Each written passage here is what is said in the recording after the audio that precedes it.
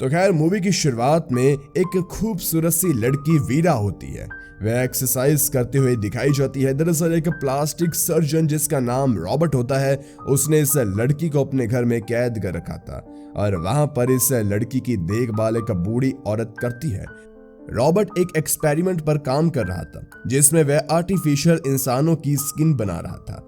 ये स्किन उसने उन लोगों के लिए बनाई थी जिनकी स्किन जलने की वजह से खराब हो चुकी थी, और ये स्किन इतनी ज्यादा मोटी है कि इसको किसी भी इंसेक्ट के काटने से कोई फर्क नहीं पड़ रहा था। यानी कि कोई काटेगा तो इंसान को कोई फर्क ही नहीं पड़ेगा, और तो इसको आग से भी कोई फर्क नहीं पड़ रहा था। यानी कि स्किन काफी ज्यादा खतरनाक थी।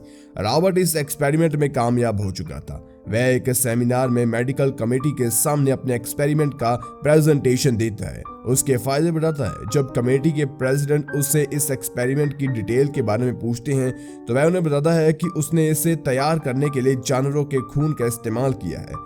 उसने ये एक्सपेरिमेंट एक इंसान पर भी किया जो कि बिना किसी साइड इफेक्ट के जी रहा है, और रॉबर्ट ने ये एक्सपेरिमेंट बिना किसी को बताए, बिना किसी के परमिशन लिए अपने घर पर किया था। यह सुनने के बाद प्रेसिडेंट को गुस्सा आता है क्योंकि इस इंसानों का डीएनए भी चेंज हो जाएगा और ये मेडिकल कमेटी में इलीगल माना जाता है, और इस वजह से वह प्रेसिडेंट रॉबर्ट से कहता है कि अगर उसने ये एक्सपेरिमेंट नहीं रोका तो उसका मेडिकल लाइसेंस जब्त कर लिया जाएगा, जिसके बाद उसे मजबूरन अपना एक्सपेरिमेंट रोकना पड़ता है। इसके बाद एक दिन जब रॉबर्ट घर पर नहीं होता तो एक अनजान आदमी अजीब सा कॉस्ट्यूम पहनकर उसके घर के अंदर आता है। ये रॉबर्ट के घर काम करने वाली मैरिलिया का बेटा जीका होता है जो कि एक चोर है। इसके बारे में मैरिलिया ने किसी को भी नहीं बताया।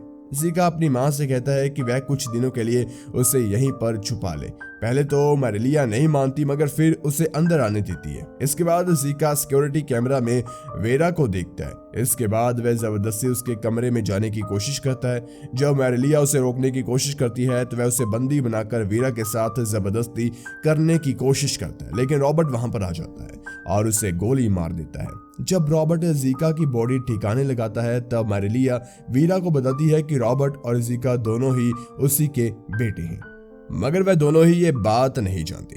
रॉबर्ट के फादर का उसके साथ अफेयर चल रहा था और वह जीका का सौतेला भाई है।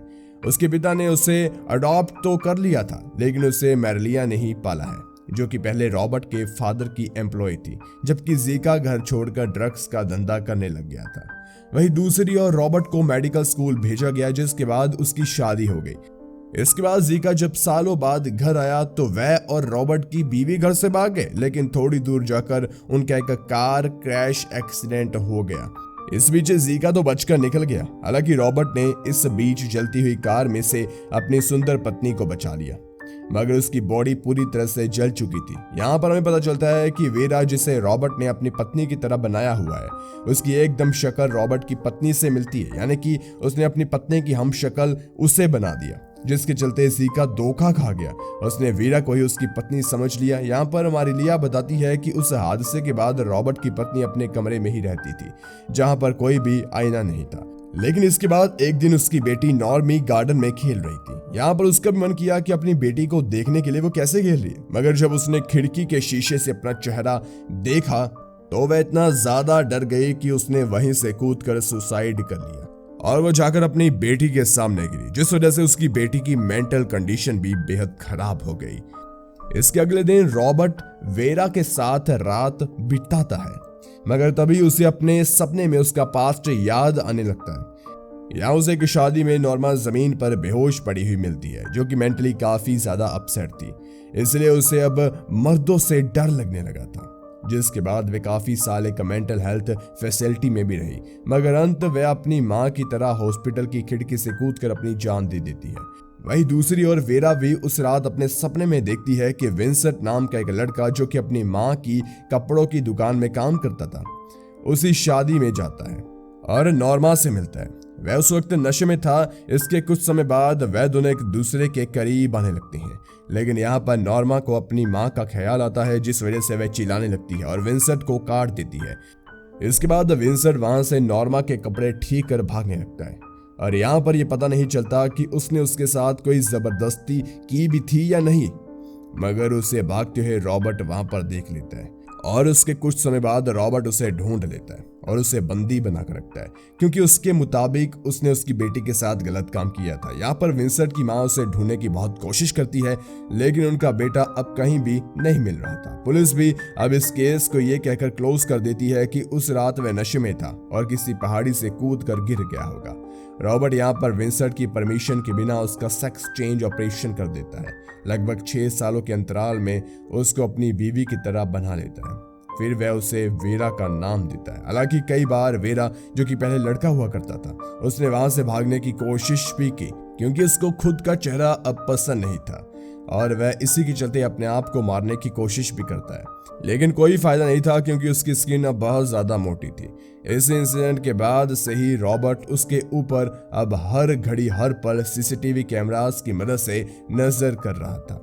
और तो और अब उसे वेरा से प्यार भी होने लगा था क्योंकि वह उसकी पत्नी की तरह दिखाई देती थी।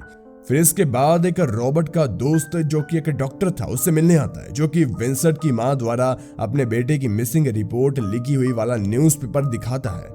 इसके बाद वह आरोप लगाता है कि उसने विंसेंट के बिना मर्जी के ही उसे वेरा में बदल दिया। मगर यहाँ पर वेरा रॉबर्ट के सपोर्ट में आगे आती है और कहती है उसने ही इस ऑपरेशन की परमिशन उसे दी थी। इसके बाद रॉबर्ट पूरी तरह से वेरा पर भरोसा करने लगता है, लेकिन फिर रात वेरा को रॉबर्ट की गन मिलती है और वह उसकी मदद से उसे मार डालती है। यानी कि अब वह सिर्फ प्यार करने का ढोंग कर रही थी। गोली की आवाज सुनकर यहाँ पर मारिलिया भी आती है, लेकिन वेरा उससे भी मार डालती है। इतने सालों के बाद विंसेंट यानी कि वेरा रॉबर्ट के चंगुल से आजाद होकर अपनी माँ के पास आती है, जहाँ उसे उसकी एक्स गर्लफ्रेंड भी मिलती है और वह उसे रोककर पूरी सच्चाई बता देता है कि उसके साथ इन 6 सालों में क्या कुछ हुआ। वह इन 6 सालों से पहले उसे कितना ज्यादा प्यार करता था। और अंत में वह अपनी माँ को भी रोकर यह बताती है कि वही विंसेंट है। और इसी इमोशनल सीन के साथ ये कहानी खत्म हो जाती है। कभी कभी एक छोटी सी गलतफहमी, रॉबर्ट को लगा कि विंसेंट ने उसकी बेटी के साथ गलत किया, तो इसी के चलते उसने विंसेंट की पूरी जिंदगी को उसे वेरा में बदलकर खराब कर दिया। एक छोटी सी गलतफहमी इंसान से क्या कुछ करवा देती है।